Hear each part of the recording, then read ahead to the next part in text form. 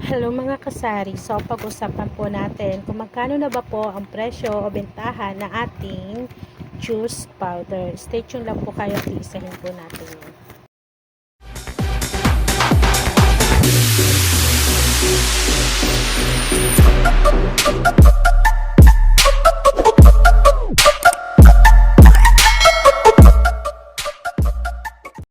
Hello po mga kasari, so magkano ba ang presyo ng powder juice, sorry. Itong tank na ito, itong tank pomelo, so nabili ko po siya, puhunan ko dyan is 226.70, isang haba 12 peraso, bentahan ko dyan is 22 pesos. Tank pineapple naman ito, 19 grams to, ang puhunan ko dyan 215.35 per haba 12 peraso, ang benta ko po dyan is 20 pesos.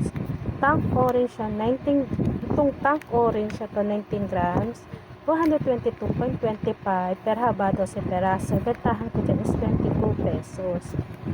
Tank mango naman ito 19 grams. Nabili ko siya ng 226.70, isang haba 12 peraso. Bentahan ko dyan is 23 pesos. Tank grapes na 19 grams.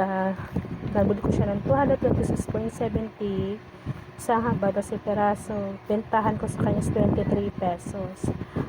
Tank dalanda 19 grams, 222.25, isang haba 12 peraso. Bentahan ko sa kanya is 21 pesos.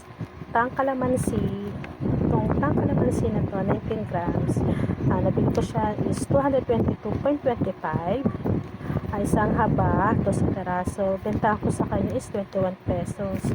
Tank buko pandan 20 grams, nabili ko siya ng 226.70, isang haba 12 peraso. Bentahan ko sa kanya is 23 pesos. Isa-isahin po natin yung mga bawat powder juice. Abangan niyo po yung part 2 ko po, na isa-isahin pa po natin ito. At ito pong shinare ko po sa inyo, nakabase po yung shinare ko po sa inyo na magkano ang presyo ng mga juices, sa powder juice. Depende po yan sa lugar na pinagbibilhan po natin. Hindi po tayo magkakatulad ng pinagbibilhan. Kung mas mura nyo pong nabili, kayo na pong bahala kung magkano nyo pong ibebenta.